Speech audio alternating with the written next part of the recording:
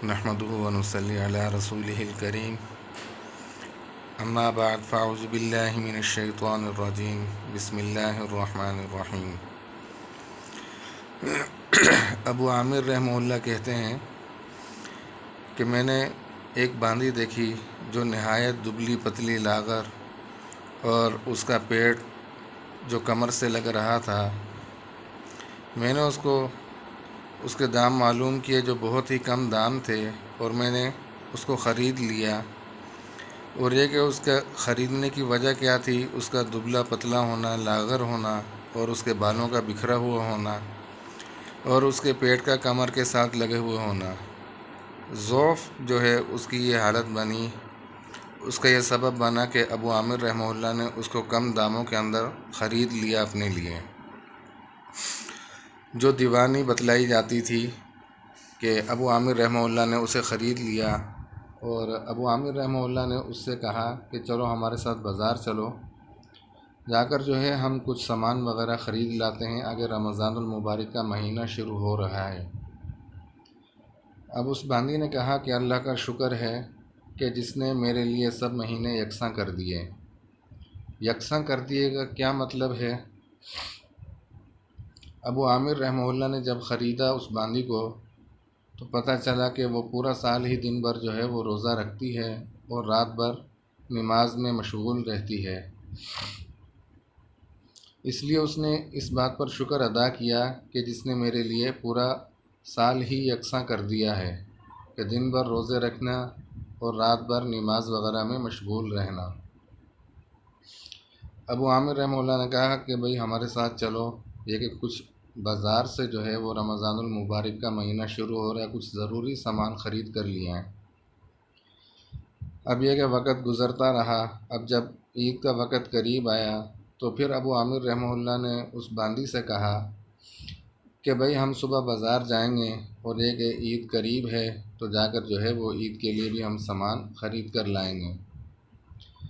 اب اس نے کہا ابو عامر رحمہ اللہ سے، کیونکہ وہ تو باندی تھی اور یہ کہ وہ ملکیت تھی ابو عامر رحمہ اللہ کی، اور ابو عامر رحمہ اللہ اس کے آقا تھے۔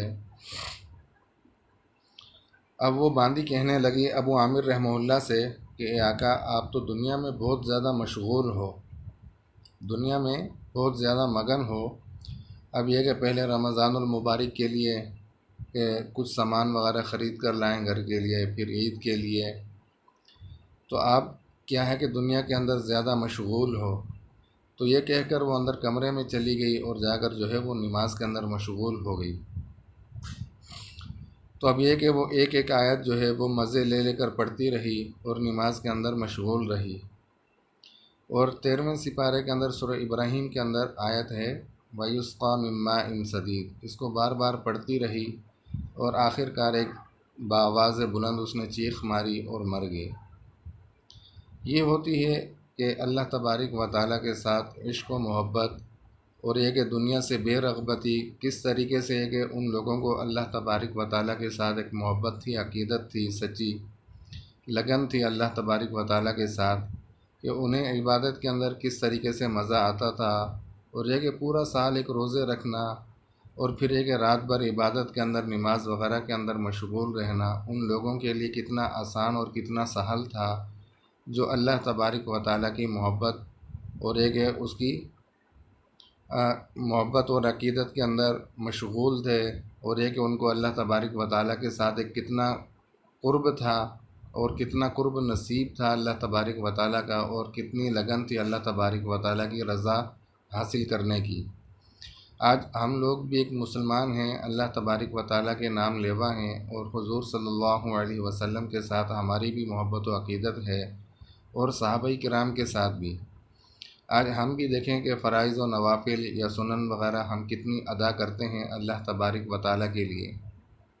حالانکہ یہ اللہ تبارک و تعالیٰ نے ہم سب کے ذمہ لگائے ہیں کہ فرائض، واجبات اور سنن مؤکدہ وغیرہ، اور یہ کہ نوافل وغیرہ، لیکن یہ کہ ہم ان کو کتنا ادا کرنے والے ہیں۔